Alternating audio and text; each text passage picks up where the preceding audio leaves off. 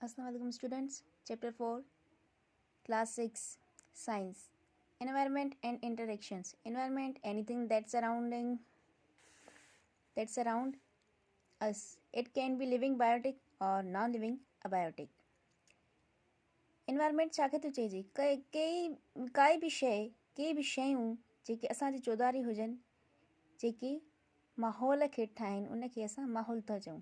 It can be living, उहे जानदार भी थी सघनि थियूं ऐं गैर जानदार भी थी सघनि थियूं. नॉन लिविंग अबायोटिक ॻाल्हि साॻी आहे, या लिविंग ऐं बायोटिक ॻाल्हि साॻी आहे. All living and non living things that surrounds अस मेकअप एन एनवायरमेंट. सभु जानदार ऐं गैर जानदार शयूं असांजे जेके आस पास आहिनि उहे हिकु माहौल थियूं ठाहिनि. ठीकु आहे, जंहिंखे असां एनवायरमेंट था चऊं. बायोटिक कंपोनेंट्स, जानदार जुज़ा. ठीकु आहे, माहौल में जुज़ा हूंदा आहिनि, फैक्टर्स हूंदा आहिनि, सही आहे, जिनखे असां कंपोनेंट्स चवंदा आहियूं. उहे हूंदा आहिनि, के हूंदा आहिनि जानदार, ठीकु आहे, ऐं कुझु हूंदा आहिनि अबायोटिक, गैर जानदार. उहे हिक ॿिए सां तालुक़ु रखंदा आहिनि तॾहिं ठहंदो आहे माहौल. ठीकु आहे. हाणे बायोटिक में अची था वञनि प्रोड्यूसर्स, कंज्यूमर्स एंड डीकम्पोज़र्स. कहिड़ा कहिड़ा? Producers, consumers and decomposers. 3 types of biotic factors. पहिरियां चऊं था प्रोड्यूसर्स ते. प्रोड्यूसर्स मीन पैदावारी अंसर. ग्रीन प्लांट्स, जेके बि सावा बूटा आहिनि उहे सभु प्रोड्यूसर्स आहिनि. अल्जी एंड सम बैक्टीरिया, उन्हनि में कुझु अल्जी बि अची था वञनि ऐं कुझु बैक्टीरियाज़ बि अची था वञनि. That can make their own food, जेकी पंहिंजो खाधो पाण ठाहिनि by process of photosynthesis called producers. उहे सभु बूटा या उहे जानदार जिन में क्लोरोफिल थो मिले ऐं उन्हनि खे साओ रंग थो थिए ऐं उन्हीअ जे करे उन्हनि में फोटोसिंथेसिस जेको आहे रोशनी तरकीब प्रोसेस थो थिए ऐं उहे उन प्रोसेस जे दौरान पंहिंजे लाइ पंहिंजो खाधो पाण तयारु कंदा आहिनि. ठीकु आहे, तिन खे असां चवंदा आहियूं प्रोड्यूसर्स, पैदावारी अंसर सिंधीअ में. अॻिते ॾिसो कंज्यूमर्स. कंज्यूमर्स उहे जेके हिननि प्रोड्यूसर्स खे खाइनि या हिननि प्रोड्यूसर्स खे इस्तेमालु कनि. The animals that get their food by eating plants, उहे जानदार, उहे जानवर जेके प्लांट्स खे खाइनि ऐं पंहिंजो खाधो हासिलु कनि, उहे हूंदा आहिनि कंज्यूमर्स. और अदर एनिमल्स, या वरी उहे ॿिया जानदार आर कॉल्ड कंज्यूमर्स. मतिलबु जेके प्लांट्स खे था खाइनि एनिमल्स, या वरी जेके प्लांट्स खाईंदड़ एनिमल्स आहिनि, जानदार आहिनि या जानवर आहिनि, उन्हनि खे वरी ॿिया जानवर था खाइनि, उन्हनि सभिनी खे मिलाए असां चवंदा आहियूं कंज्यूमर्स. हाणे कंज्यूमर्स में बि कैटेगरीज़ हूंदियूं आहिनि. कहिड़ियूं कहिड़ियूं? पहिरीं आहे primary consumers. Primary consumers that eat only plants. Primary consumers उहे हूंदा आहिनि जेके सिर्फ़ु ॿूटनि ते हलनि, जीअं मेंह थी वई, बकरी थी वई, उहे आहिनि प्राइमरी कंज्यूमर्स. जीअं सिहड़ थी वियो, उहे सिर्फ़ु ॿूटा खाईंदा आहिनि, इन्हनि खे चइबो आहे प्राइमरी कंज्यूमर्स. हिते लिखियलु आहे सच एज़ गोट, काउ, etc. हाणे ॿी कैटेगरी आहे secondary consumers that eat primary consumers. Secondary consumers उहे जेके प्राइमरी कंज्यूमर्स खे खाइनि, मतिलबु जेके ॿूटा खाईंदड़ जानदार आहिनि उन्हनि खे जेके खाइनि उन्हनि खे चइबो आहे secondary consumers. Such as lion, dog, wolf are called secondary consumers. जीअं शींहुं, कुतो या वग़ैरह वग़ैरह, इहे सभु सेकेंडरी कंज्यूमर्स आहिनि. हाणे चवंदा टर्शरी कंज्यूमर्स ते. सॉरी, हिन लायन खे असां चवंदा आहियूं टर्शरी कंज्यूमर. ठीकु आहे. Tertiary consumers that eat primary and secondary consumers, माना उहे कंज्यूमर्स जेके सेकेंडरी वारनि खे बि खाइनि, जेके गोश्त खाईंदड़ आहिनि, ऐं जेके ॿूटा खाईंदड़ आहिनि, जीअं बकरी थी वई या गऊं थी वियो, उन्हनि खे बि खाइनि, त उन्हनि खे असां चवंदासीं tertiary consumers. That eat primary and secondary consumers called tertiary consumers. इहे कार्निवोर्स हूंदा आहिनि, उहे सिर्फ़ु गोश्तखोर हूंदा आहिनि. ठीकु आहे. डीकम्पोज़र्स. डीकम्पोज़र्स छा आहिनि? पहिरीं कैटेगरी थी वई हिन जी बायोटिक कंपोनेंट्स जी, प्रोड्यूसर्स. ॿी थी वई कंज्यूमर्स.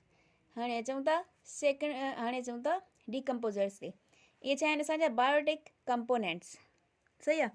माहौल में ॿिनि तरह जा कंपोनेंट्स आहिनि जेके मां तव्हांखे पढ़ाया आहिनि. उन्हनि में हिकिड़ो आहे अबायोटिक, ॿियो आहे बायोटिक. पहिरियों आहे असांजो बायोटिक, जेके असां पढ़ी रहिया आहियूं. बायोटिक में जेका इहा टीं कैटेगरी आहे. The small animals and fungi living in the soil feed on dead decaying bodies of the plants and animals are called decomposers. ऐं decomposers उहे आहिनि अहिड़ा जानदार जिनखे असां ॾिसी बि न सघंदा आहियूं ऐं उहे वॾी खां वॾी शइ जानदार हुजे, जानदारनि खे या जानदार मटीरियल हुजे उन्हनि खे उहे डीकम्पोज़ करे वेंदा आहिनि, मतिलबु ख़तमु करे छॾींदा आहिनि। तव्हां अक्सर करे रोडनि ते ॾिठो हूंदो, कॾहिं कोई जानवर मरियल पियो हूंदो आहे कंहिं रोड रस्ते ते, ठीकु आहे, उनखे पखी त खाई वेंदा आहिनि, ॿिया जानदार जीअं कुतो थी पियो ईअं बि खाई वेंदा आहिनि। आख़िरि में जेको हुनजो मटीरियल आख़िरि में जेको बचंदो आहे कंहिं बि जानदार जो साइड में जेको पियल हूंदो आहे उहो काॾे वेंदो आहे, उहो कीअं ख़तमु थींदो आहे? सो उनखे उहे डीकम्पोज़र्स ख़तमु कंदा आहिनि। सही आहे, जिन में छा पढ़ियोसीं असां, फंजाई बि अची थो वञे ऐं कुझु बैक्टीरियाज़ बि अची था वञनि। ठीकु आहे, कुझु बैक्टीरियाज़ बि हूंदा आहिनि ऐं ख़ासि करे फंजाई उन्हनि ते फीड कंदा आहिनि, मतिलबु उन मटीरियल खे खाईंदा आहिनि। जॾहिं उहे खाईंदा आहिनि उन ख़तमु सफ़ा ख़तमु करे छॾींदा आहिनि तॾहिं मतिलबु असां चवंदा आहियूं त उहो हाणे डीकम्पोज़ थी वियो टोटली तौरु। सही आहे, they break down complex substances into simpler सब्सटेंसिस।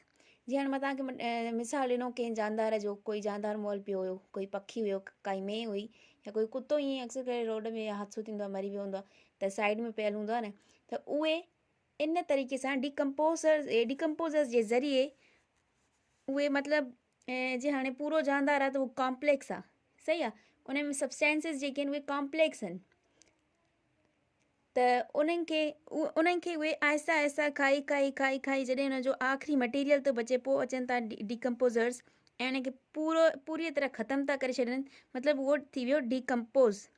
मतिलबु उहो सिंपलर सब्सटेंसिस में जीअं हाणे प्रोटीन्स हूंदा त उहे सफ़ा डीकम्पोज़ थी वेंदा ऐं उहे नाइट्राइट्स, हुन खां पोइ नाइट्रेट्स में वरी पोइ वञी अमोनिया सां मिलंदा, आख़िर में वञी पंहिंजो हिकिड़ो कोई प्रोडक्ट ठाहींदा। ठीकु आहे, पर फ़िलहालु उहे डीकम्पोज़ टोटल थी वेंदा आहिनि, सिंपलर सब्सटेंसिस में कन्वर्ट थी वेंदा आहिनि।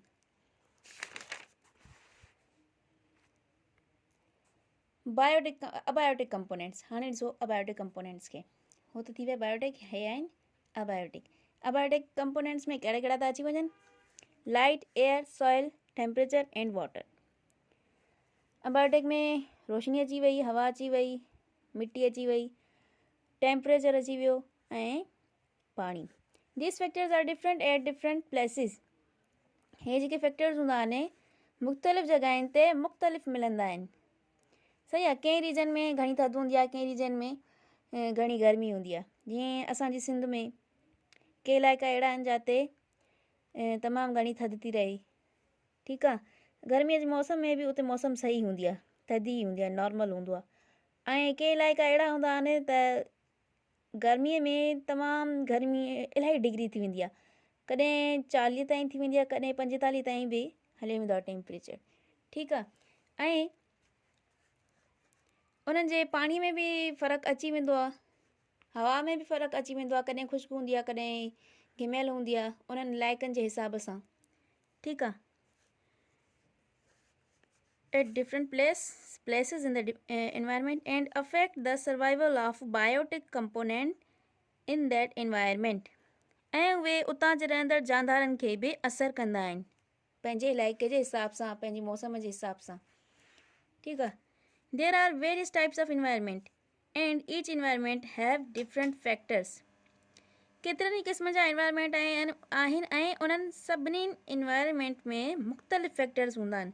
मतिलबु हे जेके असांजा फैक्टर्स आहिनि अबायोटिक फैक्टर्स उहे चेंज हूंदा आहिनि। जीअं मां तव्हांखे हवा जो ॿुधायो, किथे हिमहिल हूंदी आहे, किथे ख़ुश्क हूंदी आहे। ठीकु आहे, रोशनीअ जो ॿुधायो, कॾहिं इंटेंसिटी लाइट जी घटि हूंदी आहे, कॾहिं कंहिं हंधि वधीक हूंदी आहे। टेम्परेचर किथे घटि हूंदो आहे, किथे वधीक हूंदो आहे। पाणी किथे खारो हूंदो आहे, किथे मिठो हूंदो आहे।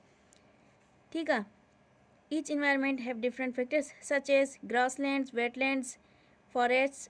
हाँ जी, हाणे grasslands में अलॻि माहौल हूंदो, wetlands में अलॻि माहौल हूंदो, forest, lakes, rivers, sea, ocean, deserts, valleys and urban and rural environments। जी हाणे मां तव्हांखे हिते सम्झाया आहियां त लेक्स में डंडनि में अलॻि माहौल हूंदो, उनजो एनवायरमेंट अलॻि हूंदो, उनजो इकोसिस्टम अलॻि हूंदो, फॉरेस्ट में अलॻि हूंदो, रिवर्स में अलॻि हूंदो।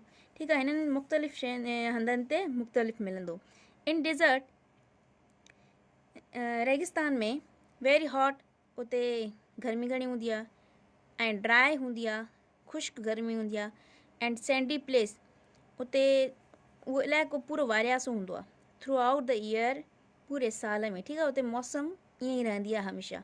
रेन फॉरेस्ट, रेन फॉरेस्ट में जिते बरसाति पवंदी आहे उन्हनि ॿेलनि में हैज़ वार्म टेम्परेचर, उते गर्मी हूंदी आहे घणी, एंड हैवी रेनफॉल, उते बारिश घणी पवंदी आहे, तॾहिं हुन जो नालो आहे rain forest.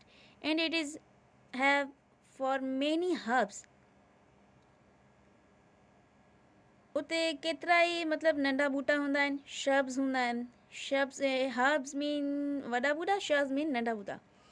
And trees, birds, ETC, ठीकु आहे। उते इहे शयूं मिलंदियूं आहिनि घणियूं, ऐं उतां जो टेम्परेचर चेंज हूंदो आहे ऐं बारिश हुते घणी पवंदी आहे, त मतिलबु त उते मौसम चेंज थी वई न, इन्वायरमेंट उतां जो चेंज थी वियो, ठीकु आहे। हाणे जो relationship between biotech and abiotic components, हाणे बायोटेक ऐं अबायोटिक कंपोनेंट्स में रिलेशनशिप था पढ़ूं, ठीकु आहे। उन्हनि जो हिक ॿिए सां दारो मदार कीअं आहे। कम्युनिटी ऑफ लिविंग थिंग्स और biotic components, plants, animals and microorganisms sometimes called biota, ॿूटा, जानवर ऐं डिकम्पोज़र्स, माइक्रो ऑर्गेनिजम्स जंहिंखे चवंदा आहियूं असां, उहे मिली करे हिकिड़ो सिस्टम ठाहींदा आहिनि, कॾहिं कॾहिं उन्हनि खे चवंदा आहियूं असां बायोटा।